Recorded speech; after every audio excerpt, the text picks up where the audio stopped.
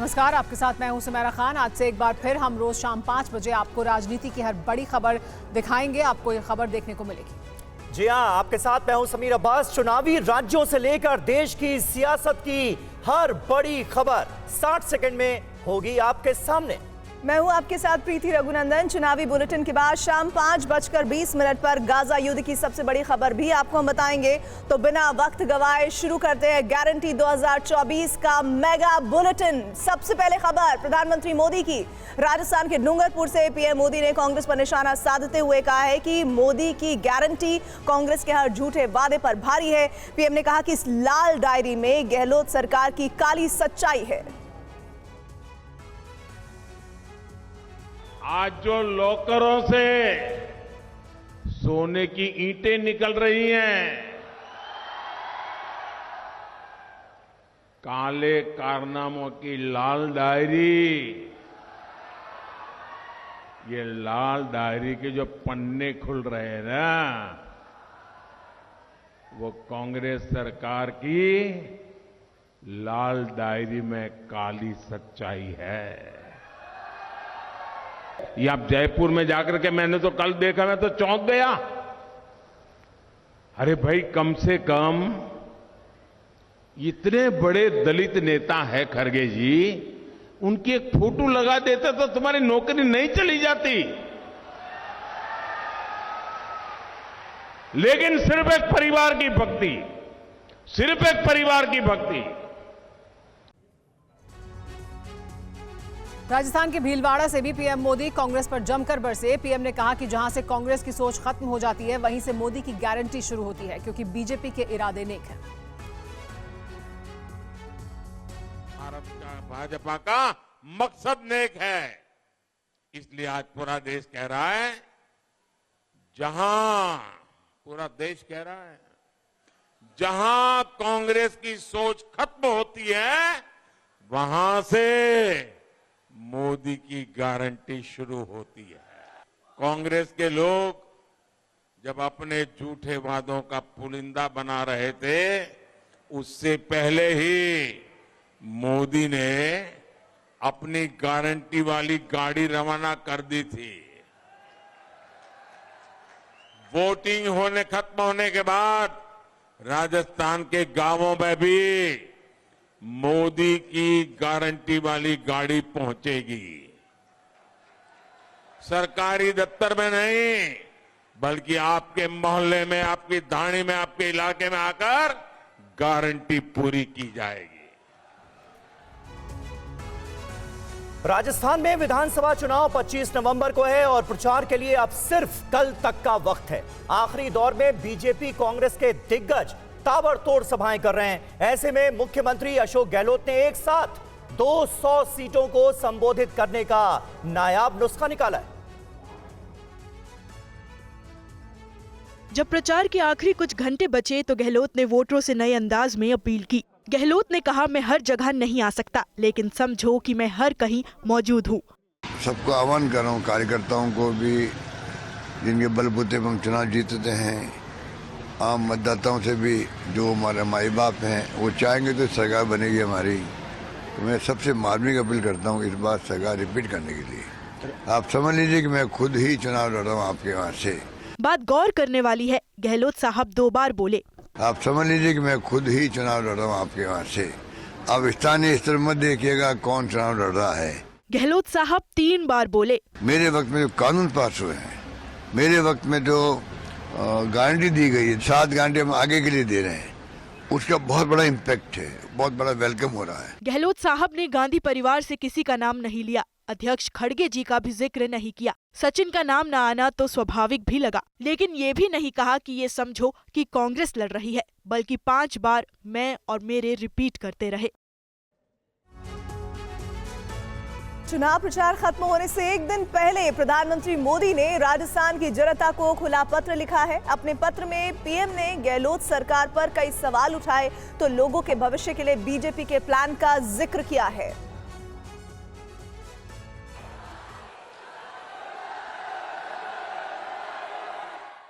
PM Modi ने राजस्थान की जनता के नाम लिखे इस पत्र के जरिए गहलोत सरकार की वादा खिलाफी याद दिलाई।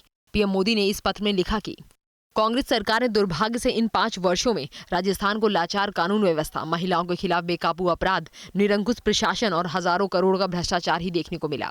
कांग्रेस ने राजस्थान की साख को जो नुकसान पहुंचाया है उसकी किसी ने कल्पना भी नहीं की थी। ऐसा लगता है जैसे कांग्रेस ने इन 5 वर्षों में राजस्थान से किसी पुरानी दुश्मनी का बदला लिया है। पीएम मोदी ने इस चिट्ठी के जरिए कहा कि राजस्थान की धरती हमेशा से ईमानदारी, न्याय और लोक शासन की प्रतीक रही है, लेकिन आज राजस्थान के लोगों को कांग्रेस सरकार की वजह से शर्मिंदा होना पड़ रहा है। तो दूसरी तरफ बीजेपी का विजन, प्रयास और प्रतिष्ठा और प्रगति के रास्ते का है। राजस्थान में आने वाली बीजेपी की सरकार डबल इंजन के तौर पर तेज गति से काम करेगी। इस डबल इंजन सरकार के लिए तेज विकास, गरीबों का सम्मान और भ्रष्टाचार पर जीरो टॉलरेंस की नीति ही सुशासन के मूल मंत्र होंगे।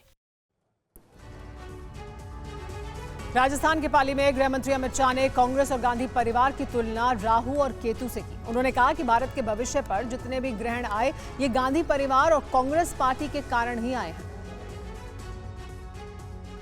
भाई और बहनों, एक बात मेरी याद रखना, दिल से लगा कर रखना, एक कांग्रेस पार्टी और गांधी परिवार भारत की राजनीति के राहु और केतु है। भारत के भविष्य पर जितने भी ग्रहण आए ये गांधी परिवार और कांग्रेस के कारण ही आए हैं। जब मैं बिल लेकर खड़ा हुआ पार्लियामेंट में, ये राहुल बाबा खड़े हो गए और कहे कि भाई मत हटाओ धारा 370, मत हटाओ। मैंने बोला क्यों नहीं हटानी है? तो उन्होंने कहा कश्मीर में खून की नदियां बह जाएगी। राहुल बाबा 5 साल हो गए, 5 साल हो गए, खून की नदियां छोड़ो, किसी की कंकड़ चलाने की हिम्मत नहीं है, कंकड़ चलाने।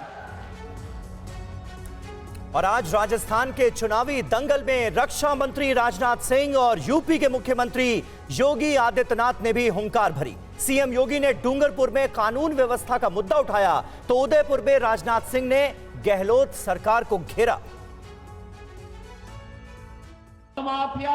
डूंगरपुर में यूपी के सीएम योगी आदित्यनाथ ने भ्रष्टाचार और माफिया राज का मुद्दा उठाया। उन्होंने कहा कि राजस्थान में भ्रष्टाचार और माफिया राज से बीजेपी ही निजात दिलाएगी। इन्हीं माफिया का उपचार करने के लिए हम उत्तर प्रदेश में बुलडोजर लेके आए हैं।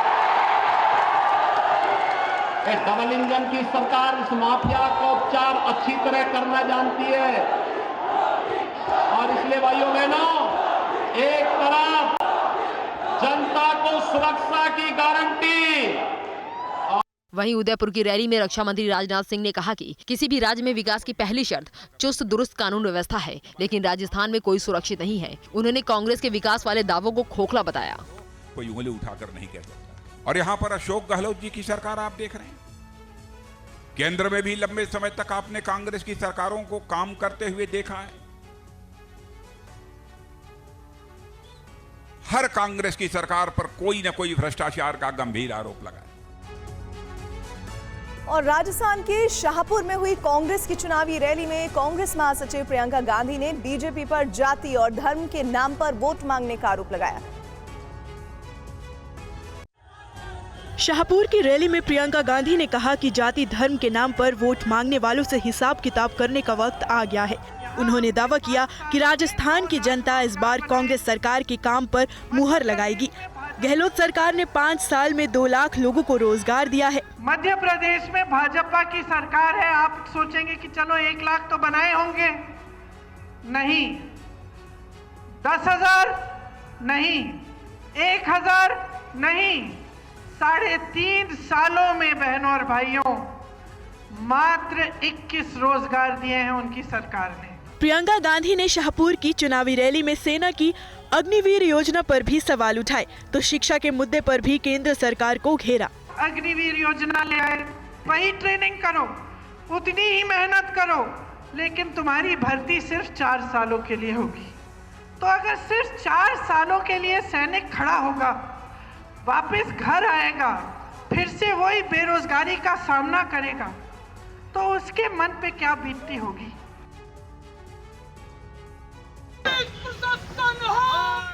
थाने के बाहर बीजेपी का प्रदर्शन, धरने पर बैठे बीजेपी उम्मीदवार डॉक्टर किरोड़ी लाल मीणा। वजह है 4 लड़कियों के साथ बदसलूकी मामले में कार्रवाई नहीं करने का आरोप। सवाई माधोपुर के आलनपुर इलाके में 4 लड़कियों ने मामला दर्ज करवाया। आरोप एक समुदाय विशेष के लोगों पर लगा, जिसके बाद बीजेपी ने तुष्टीकरण के आरोप के साथ गहलोत सरकार के खिलाफ मोर्चा खोल दिया। और ये आलनपुर की ही 4 बच्चियां हैं। कल मैं यहाँ गया था तो इन्होंने अपना दुखा रोया, वो बूढ़ी माँ वो आंसू फेंक रही है और आगे और धमका रहे हैं, अगर तुमने मुंह खोला तो उठा कर ले जाएंगे। तो इससे बड़ी कोई शर्मनाक घटना नहीं हो सकती। संवेदनशील मुद्दा है, पुलिस को तुरंत कार्रवाई करते हुए उनको गिरफ्तार करना चाहिए। इस दौरान काफी संख्या में बीजेपी कार्यकर्ता भी किरोड़ी लाल मीणा के साथ नजर आए। कई महिला कार्यकर्ताओं के साथ पुलिस की तीखी बहस भी हुई। 2 घंटे तक विरोध प्रदर्शन के बाद पुलिस अधिकारियों ने आरोपियों को पकड़ने के लिए 2 दिन का समय दिया है। वर्ल्ड कप का फाइनल मुकाबला रविवार को खत्म हो गया, लेकिन टीम इंडिया की हार के बाद सियासी तंज का खेल जारी है। अब शिवसेना ने इस विवाद को नया रंग दे दिया है। जीत की ट्रॉफी उठाकर अभिवादन करने के लिए मोदी स्टेडियम में स्वयं प्रधानमंत्री मोदी हाजिर थे, लेकिन विश्व कप की लड़ाई में हम पराजित हो गए। मोदी को यह विश्व कप ऑस्ट्रेलिया के हाथ में सुपुर्द करना पड़ा। इस प्रतियोगिता के सभी मैचों को भारत ने जीता था और ऑस्ट्रेलिया 2 मैच हारी भी, लेकिन अंतिम मैच में भारत नहीं जीत सका। खुद को अजय पराजय महाशक्ति बताने वाले नरेंद्र मोदी की खास उपस्थिति में भी भारत की पराजय हुई। इसका दुख भारतीय जनता पार्टी के भक्तों को हुआ होगा। सामना का ये लेख खेल के बहाने से हो रही सियासत की नई सीरीज का हिस्सा है। मैच के दौरान प्रधानमंत्री की मौजूदगी पर राहुल ने कल राजस्थान की चुनावी रैली में तंज कसा, जिसके बाद बीजेपी ने पलटवार किया। कभी क्रिकेट मैच में चला जाएगा, वो अलग बात है कि हरवा दिया। राहुल गांधी जी, आपको क्या हो गया है? आप हार की हताशा में इतने परेशान हैं, क्या भारत के प्रधानमंत्री पर गाली पड़ रहे हैं आप? तो मैच खत्म होने के बाद भी क्रिकेट पर सियासी बाउंसर्स लगातार फेंके जा रहे हैं। टीवी9 भारतवर्ष से बात करते हुए मध्य प्रदेश के मुख्यमंत्री ने जहां राजस्थान में भी जीत का दावा किया, वहीं शिवराज ने राहुल के मैच वाले बयान पर तीखी प्रतिक्रिया दी। राजस्थान की पूरी जनता डबल इंजन की सरकार की प्रतीक्षा कर रही है। कुशासन का अंत होगा और 2013 से भी ज़्यादा सीटें प्राप्त करके भारतीय जनता पार्टी सरकार बनाएगी। सर, राजस्थान की बात की जाए तो तमाम जो बड़े नेता आ रहे हैं, बयानबाजी भी काफ़ी हो रही है। राहुल गांधी जी का एक बड़ा बयान पीएम को लेकर आया। उन्होंने जो है पीएम को लेकर कहा है कि जो मैच के दौरान पीएम पहुंचे उसी वजह से जो है टीम इंडिया हारी है, टीम इंडिया जीत रही थी। राष्ट्रीय शर्म है राहुल गांधी, उनको शर्म नहीं आती। भारत की हार पे खुशियां मनाने वाले देश कभी ये बर्दाश्त नहीं करेगा और इन्हीं राहुल गांधी के हाथों कांग्रेस का अंत होगा। सर, एक आरोप है कि भाजपा का जो मैनिफेस्टो आया राजस्थान के अंदर, तो ये बताया जा रहा है कि वो एमपी की कॉपी है। एमपी में जिस तरीके से लाडली योजना सबसे आपकी जो है अच्छी योजना बताई जा रही है, उसको लेकर जो है राजस्थान में कॉपी की गई है। तो क्या लगता है आपको? देखिए, एक राज्य से दूसरा राज्य अच्छी चीजें लेता है, इसमें दिक्कत क्या है? राजस्थान विधानसभा चुनाव से ठीक पहले ईडी की कार्रवाई पर बीजेपी कांग्रेस आमने सामने है। भ्रष्टाचार पर एक्शन राजस्थान के चुनावी रण में बड़ा मुद्दा होगा, इसकी गारंटी तय है। नेशनल हेराल्ड केस में ईडी ने यंग इंडियन प्राइवेट लिमिटेड की 751.90 करोड़ की संपत्ति को अटैच किया। इस संपत्ति में सोनिया और राहुल गांधी की हिस्सेदारी 76% थी। ईडी के सेक्शन को कांग्रेस बदले की कार्रवाई बता रही है, तो बीजेपी गांधी परिवार के भ्रष्टाचार पर एक्शन का दावा कर रही है। पिछले 5 साल में सरकार को अस्थिर करने की जो उनके 3 अग्रिम संगठन हैं, सीबीआई, इन्फोर्समेंट डायरेक्टरेट और इनकम टैक्स, उनके माध्यम से हर संभव कोशिश करे कि सरकार को अस्थिर किया जाए। कांग्रेस फैमिली व्यापार करती है नियमों का दुरुपयोग और धोखे से। द कांग्रेस पार्टी फैमिली अपने भ्रष्टाचार, सत्ता के दुरुपयोग और संपत्ति के लूट का जवाब तो देना पड़ेगा ना आपको। इस मामले में ईडी ने पिछले साल अगस्त में सोनिया, राहुल और कांग्रेस अध्यक्ष खड़गे से पूछताछ की थी। ईडी के सोर्सेज से खबर है कि जांच के आधार पर संपत्ति जब्त करने की कार्रवाई की गई है। उधर तेलंगाना के रण में एआईएमआईएम प्रमुख असदुद्दीन ओवैसी ने कांग्रेस के वोट बैंक को लेकर राहुल गांधी पर तंज कसा। उन्होंने कहा, हम नहीं गए तो राहुल गांधी अमेठी हार गए, जाते तो क्या होता। राहुल गांधी वायनाड में इसलिए जीते क्योंकि वहां पर उन्हें 35% मुस्लिम वोटों की गारंटी मिली। दूल्हे भाई नहीं गए तो हार गए, समझे ना आप। हम नहीं गए तो अमेठी हार गए, अब गए तो कितना रोएंगे, सोच लो आप। नहीं गए तो स्मृति ईरानी उनको हरा दी, अपने बाबा दादा की सीट। बार बार ये कांग्रेस ही बोलते दारुसलाम गोशा महल में नहीं लड़ रहे। अरे भाई, तुम्हारे परदादा की सीट, तुम्हारी दादी की सीट, तुम्हारे वालिद की सीट, तुम उसको नहीं बचा पाए। और हम नहीं गए तो अमेठी हार गए। वायनाड इसलिए जीते क्योंकि मुस्लिम लीग वहां पर 35% मुस्लिम वोट डलाई राहुल गांधी को। तो आपको ये शिकायत है कि मैं बढ़ के नहीं लड़ा, ये शिकायत है आपको। तो ये शिकायत प्रियंका गांधी को भी है, उनके भाई को दूसरी शिकायत है, ज्यादा लड़ता हूं बोल के। और इस बीच एक बड़ी खबर आ रही है। 27 नवंबर को प्रधानमंत्री मोदी का तेलंगाना दौरा तय हुआ है। पीएम मोदी हैदराबाद में एक रोड शो करेंगे। प्रधानमंत्री नरेंद्र मोदी का प्रोग्राम तय हो गया है। ये जानकारी मिल रही है कि हैदराबाद में होंगे प्रधानमंत्री मोदी। 27 नवंबर को वो एक रोड शो करेंगे। तेलंगाना में 24 और 26 तारीख को गृह मंत्री अमित शाह की भी मौजूदगी रहने वाली है। इसके अलावा रक्षा मंत्री राजनाथ सिंह और सीएम योगी की भी तेलंगाना में रैलियां हो रही हैं। तेलंगाना पर खासा फोकस है बीजेपी का। और तेलंगाना में 30 नवंबर को वोटिंग होनी है और इसी को देखते हुए तमाम तैयारियां की जा रही है। इधर एआईएमआईएम सुप्रीमो असदुद्दीन ओवैसी के विधायक भाई अकबरुद्दीन ओवैसी एक बार फिर विवादों में हैं। वजह है भरे मंच से पुलिस अफसरों को धमकी देने का मामला। गोलियां चाकुओं की बात सुन के समझे के कमजोर हो गया। अभी भी बहुत हिम्मत है, छेड़ो मत। अकबरुद्दीन ओवैसी को यह गुस्सा इसलिए आया क्योंकि तय समय के बाद भी रैली जारी थी। रात के 10 बजने वाले थे। आचार संहिता के हिसाब से रात 10 बजे के बाद रैली की इजाजत नहीं है। इसलिए ड्यूटी पर मौजूद पुलिस इंस्पेक्टर ने अकबरुद्दीन को सभा खत्म करने का इशारा किया। बस इसी बात पर अकबरुद्दीन ओवैसी भड़क गए। इंस्पेक्टर साहब, घड़ी है मेरे पास या मेरी घड़ी आपको दी? फिर चलिए चलिए चलिए। क्या गोलियां चाकुओं की बात सुन के समझे के कमजोर हो गया? अभी भी बहुत हिम्मत है, छेड़ो मत। कोई माय का लाल पैदा नहीं हुआ मुझे रोकने के लिए। इशारा कर दिया तो दौड़ना पड़ेगा। दौड़ाए।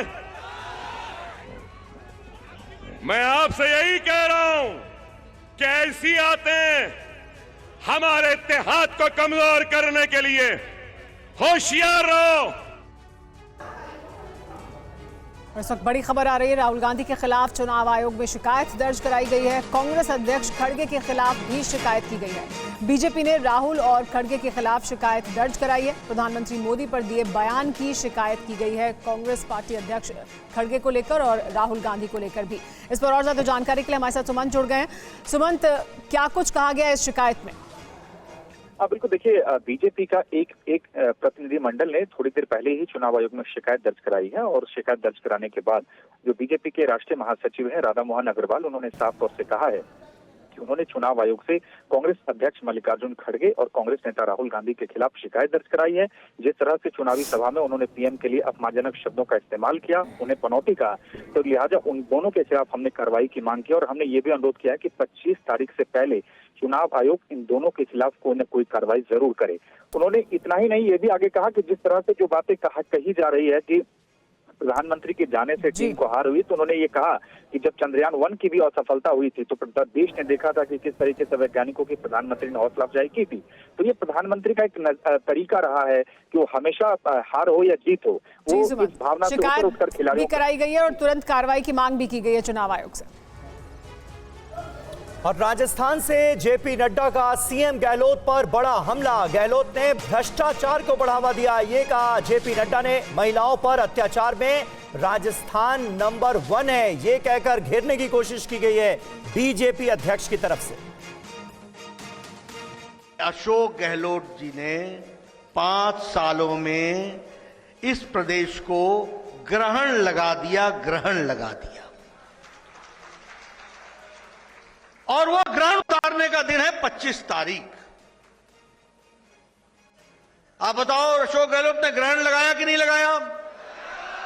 लगाया कि नहीं लगाया?